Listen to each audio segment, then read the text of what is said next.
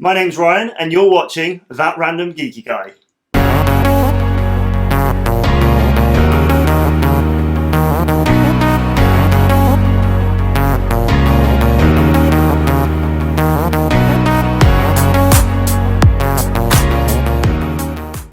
Okay, so here's a controversial subject. What do you think about right to repair?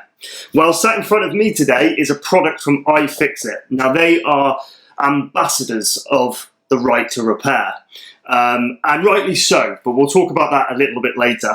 Right now, we're going to do an overview of one of their very simple precision bit sets, which is their Mako sets, or Mako, I think it's Mako, which is, one of their precision bit sets with a really nice driver, which I want to kind of show you. This is their retail packaging, kind of what it looks like. Nice and sealed there.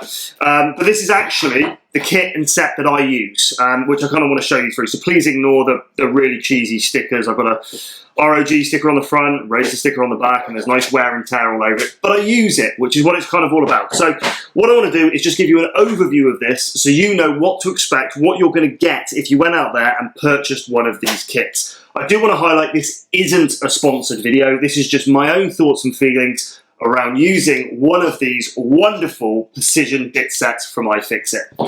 Let's get into it. So we've decided to go close up so I can kind of show you what's in there. Like I said, please ignore the cheesy sticker and the wear and tear that's on this. But first things first, let's talk about the outside of this case. We've got magnets in each of the corners. So this can go onto a surface, and obviously a metallic surface to keep it in place. But also the lid itself is also magnetic. So you've got the same magnets here as well as in the lid itself. So you could technically, if you wish to, put the lid underneath to keep it safe if you weren't using it for its other purpose. Now, that other purpose, it has a basic integrated part sorting tray. I actually find this really useful. So if you're doing a build or a repair, so on and so forth, you can map this out to whatever it is you're working on and make sure that you're keeping screws in the right place.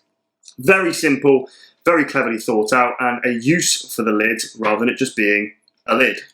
Let's move on to the kit itself. So we'll start with the driver. So this is actually really nice. Please ignore like all the bits of skin and crap all over this. It's just because it's actually used. You know, this is what I use to do the builds. You'll have seen it before. But let's talk about what they call their complete screw turning solution for precision repair jobs. So this is the driver. You'll notice I'm spinning this around. The blue bit on the end here has got a really smooth bearing inside. And it is really nice. It's one of the big kind of standout pieces between this and kind of a cheap knockoff solution.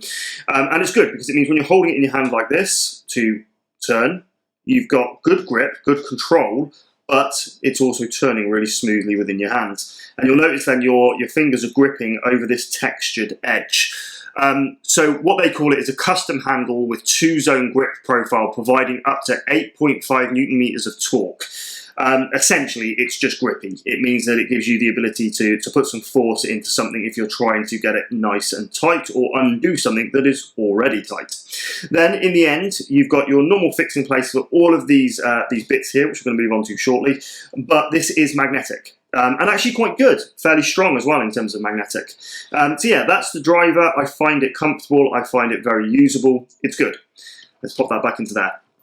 Anyway, moving on to the precision bits. There's 64 bits in here to choose from, and they go from, you know, your traditional Phillips, flathead, so on and so forth, into your more specialist ones, like for example your torque security, tri-point, and even nut drivers, all sorts of bits and pieces. The idea is going back to that right to repair. Again, we'll kind of touch on this subject a bit more shortly. But actually, a lot of technology out there now is starting to use proprietary, or some would argue unnecessary, screw types. This kit is designed to still give you access. I mean, it even comes with this one here, which you could argue is a bit flamboyant in that it's just a SIM removal tool. But again, useful to have when you're working on kit. Also, best not forget this on the side. This is a 150mm flex driver. So the idea is in the name. It will flex, and it means that you can reach tighter spaces. I will be honest, I don't really use this very much because I find the drivers quite small and compact, and you can tend to get to most places quite well. Obviously, the most common bits that I'm using are things like the Phillips. You've got all different sizes to choose from. And then if you're opening up something like an iPhone or something along those sort of lines, you then have your specialist bits to do all those sort of bits and pieces. Yes, I'm not naive to the fact that I've just opened this video and started talking while I've got a Mac sat next to me when we're talking about right to repair. But yeah, let's just take the how ironic that might be and put that to the side. Anyway. All of these bits are stored in a really firm foam. It's high density foam, and even after months and months of usage and removing bits and putting them back in, it's all still really tight, stores really well, which is good. I also like one of these nut drivers on top here because it's great for standoffs on a motherboard, so that gets used quite a bit as well. Other than that, there isn't much to say about the kind of build and makeup of this. Other than that, it feels really good quality, it's really nice, and it's reliable. Okay, so that's an overview of the iFixit Mako Precision Bit Set, and I think it's really good value. If you head on over to Amazon at the moment, it's just over 30 quid. I will put a link down below in the video description. It is a paid link. We do get a kickback off that if you do check it out, so really do appreciate it, but it isn't a sponsored video from iFixit themselves. And yeah, so I said, good quality, good value, and it's going to give you all those little tools that can avoid those frustrations if you are trying to build or repair something. Let's put these to the side and talk a little bit more about right to repair. So I don't want to get too much into this conversation because, you know, for some it's quite a controversial conversation at the moment, and I do get how ironic it is that I'm sat in front of you recording a video on an iPhone in the holder right there, and I've got a MacBook on the table here as well in terms of doing audio and such. I get that's quite ironic. But anyway, right to repair. This is something that essentially iFixit are very passionate about, and so am I. And it's talking about the fact that if you buy a product, then you own it. Simple as that. And as part of that, you should be able to do what you want with that product. You own it. And one of the things that really kind of comes up here, which is something that I think they're starting to get right in the US, and something that here in the UK we certainly could be doing better, as well as elsewhere in the world. Some manufacturers have started to put these, or have put these things for many years, these really annoying stickers over screws and access points on devices that say warranty void if removed. Now, in the US, to my knowledge, they've actually made those stickers illegal.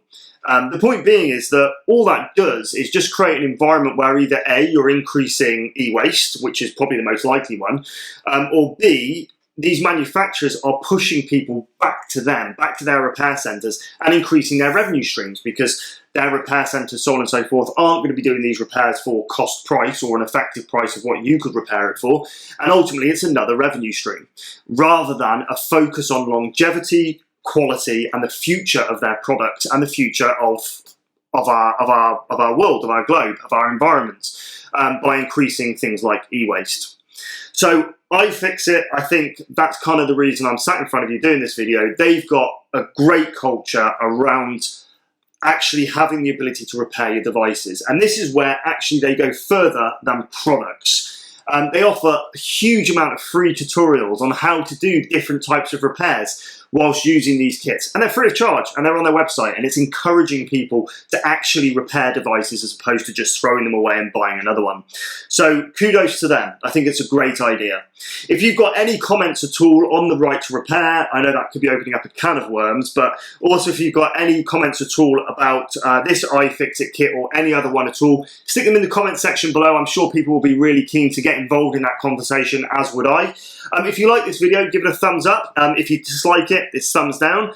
Other than that, please subscribe if you haven't already. Hit that bell icon to be notified of future videos. Like I said, a link to this is in the video description, which is an Amazon Associates link, so we do get a kickback off it. So if you want to support the channel, that would be great. Other ways you can support us is head on over to that randomgeekyguy.com. Check out the Founder Edition t-shirt. Buy one of those, makes a huge difference to us, and make sure that we can kind of continue to produce fantastic content in the future, as well as giveaways. Other than that, thanks again for your time, and I'll see you next time.